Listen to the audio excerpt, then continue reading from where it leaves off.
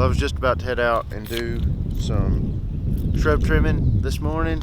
It's gonna rain about lunch. It's already looking pretty rough. I don't know, you probably can't tell much in the video. It's not real dark, but it's just kind of a dark blue cloud coming up and the wind's blowing pretty bad. I'm gonna try to get done with the hedge trimming today, but I may not get done, seeing as how it might rain in a couple hours.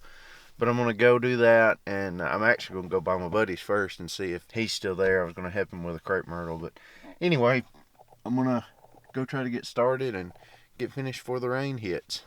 I was just trimming some crepe myrtles this morning. I always cut them a different way than a lot of people do around here. Most people come up at like eye level and cut them even, and what that causes is everything to bunch up in one little area and looks like a mushroom on top of the crepe myrtle. After several years it just kind of bulges out, but I'm on one right now that has been kept up for several years. It's 10 foot tall. It's longer than that. I'm up 10 foot right now.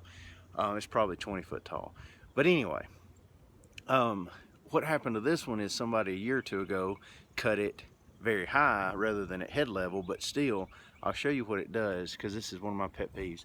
If you cut like a big section like right here,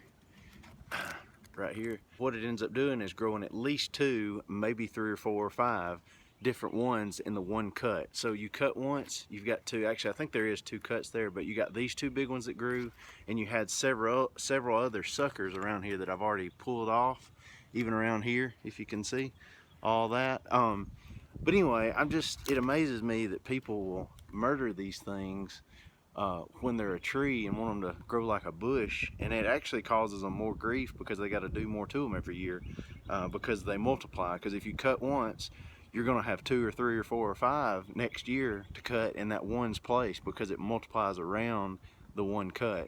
So anyway, this one was actually decent, but it got messed up probably a year or 2 ago.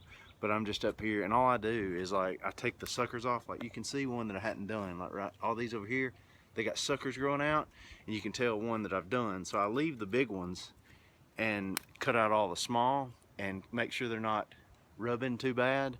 And then, if I come back next year, I could do more to it.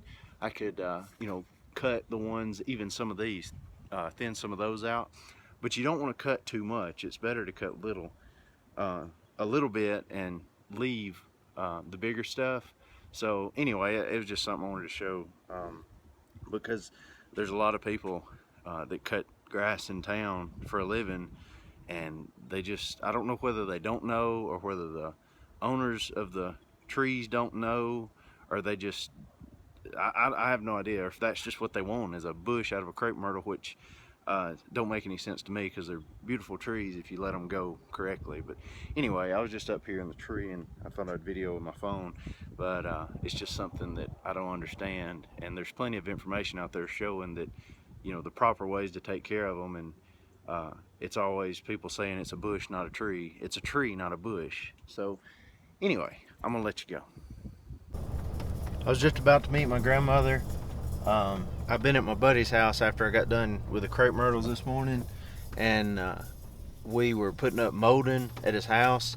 He needed a little help, or he thought he did, and I was helping him a little bit, but he was going to use like 12-foot sections to nail up the siding, or the molding, and it ended up he had to cut it out anyway to a shorter section, so he didn't really need a lot of help. But I forgot I told my grandmother I was going to go with her to see my step grandpa today, and she called me, and I'm gonna go meet her real quick and go do that. So I was headed over there. I just had it had slipped my mind, because I didn't know I was gonna do any work today until after I talked to her. And so with the work I had to do that got planned on top of planning her little get together, and then going to my buddies, it just slipped my mind that I told her I'd go with her. So it's 2 o'clock right now, and I was supposed to be there like 10 minutes ago. So anyway, that's where I'm headed, and I'm gonna go with her and probably be there till about 4:30 or something like that. So anyway, I'll see you a little later. I was just getting home. I just got done voting as well, and we had the best sunset for just like a few seconds while I was walking to the truck. I'll put a picture right now, and the picture I had that was the best was my iPhone. I didn't have a chance to get this camera out before it was already gone. So anyway, I'm gonna go now, and we're gonna go eat at my mother's parents' house. They got some leftovers, so anyway, I'll see you in a little while. I was just headed out to feed Rosie. It's been pretty messy all day. After I'd got done trimming shrubs this morning, it started raining just as soon as I got done, and I actually got a little wet. But anyway, I'm gonna feed Rosie. I'm sure she's been miserable in the rain all day because she really hates the rain. She likes the water, but she hates the rain. And so yeah, here she is now. She's like, carry me inside.